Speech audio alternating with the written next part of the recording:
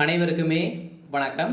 சற்று முன் கிடைத்திருக்கக்கூடிய ஒரு மிக மிக முக்கியமான செய்தி ஒன்று வெளியாகியுள்ளது.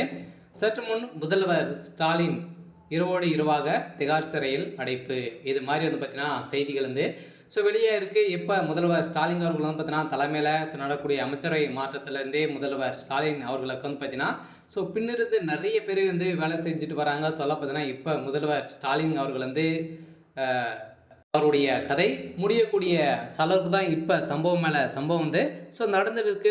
பார்த்தீங்கன்னா இப்போ அமைச்சர் செந்தில் பாலாஜி அவர்கள் செய்த சம்பவம் அதிரடியாக முதல்வர் ஸ்டாலின் அவர்களும் பார்த்தீங்கன்னா இரவோடு இரவாக டெல்லி போலீஸ் தூக்கிய சம்பவம் பெரும் அதிர்ச்சியை ஏற்படுத்தியிருக்கு. பார்த்தீங்கன்னா தமிழகத்தில் சற்று 7 நாட்களுக்கு முன்னாடி பார்த்தீங்கன்னா அமைச்சரவை மாற்றம் நடைபெற்றது.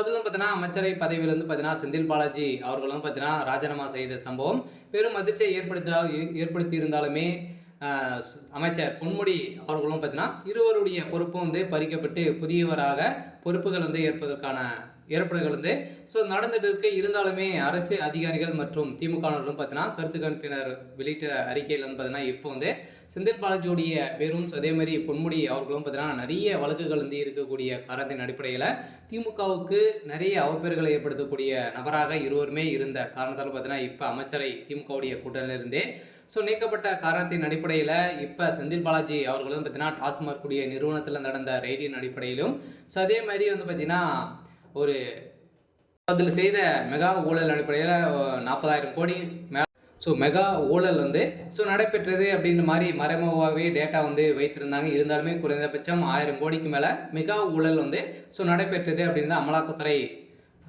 ரைடில் பார்த்தீங்கன்னா தெரிய வந்தது. இது இந்த பணங்கள் அனைத்தையுமே பார்த்தீங்கன்னா முதல்வர் ஸ்டாலினுடைய அக்கௌண்ட்டுக்கு தான் பார்த்தீங்கன்னா போயிருக்கு அப்படின்ற மாதிரி இப்போ அஃபிஷியலாகவே தகவல் வெளியே இருக்க கண்டறிந்திருக்கக்கூடிய நிலையில் தான் இப்போ முதல்வர் ஸ்டாலின் அவர்கள் இரவோட இரவாக தூக்கியிருக்காங்க.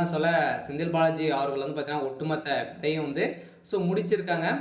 செந்தில் பாலாஜியுடைய தம்பி அசோக்குமார் அவர்கள் பார்த்தீங்கன்னா முக்கிய புள்ளியாக இருக்கார் இல்லையா. இதில் பார்த்தீங்கன்னா சபரீசன் அவர்களும் வசமாக சிக்கியிருக்காரு. சபரீசன் அவர்கள் பார்த்தீங்கன்னா திமுகவுடைய பினாமியாக பின்னிருந்து இயங்கக்கூடிய ஒரு ஆளாக தான் பார்த்தீங்கன்னா அவர் இருக்காரு. இந்த நிலையில் தான் பாஜக பார்த்தீங்கன்னா வைத்த செக்கல் அடிப்படையில் இப்போ அதிரடியாக முதல்வர் ஸ்டாலின் அவர்கள் அவருடைய பதவி பறிபோக போகுது. திமுகவில் ஒரு மிகப்பெரிய மாற்றங்கள் வரப்போகுது.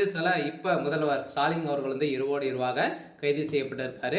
இருந்தாலுமே சிறையில் இருந்து வெளியே வந்த பின்னர் பார்த்தீங்கன்னா மீண்டும் செந்தில் பாலாஜி அவர்கள் பொறுப்பேற்ற தான் ஒரு மிகப்பெரிய கேள்விக்குறியாகவே மாறி இருந்தது.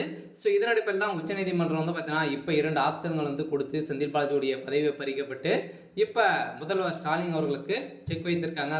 முதல்வர் ஸ்டாலின் அவர்கள் இப்போ கைது செய்யப்பட்டதாக தகவல் வெளியாக இருக்குது. ஓகே. இன்னைக்கான அப்டேட் பார்த்தீங்கன்னா இதுதான். மறக்காமல் நம்மளுடைய சேனலை சப்ஸ்கிரைப் பண்ணி சப்போர்ட் பண்ணுங்கள். தேங்க்யூ.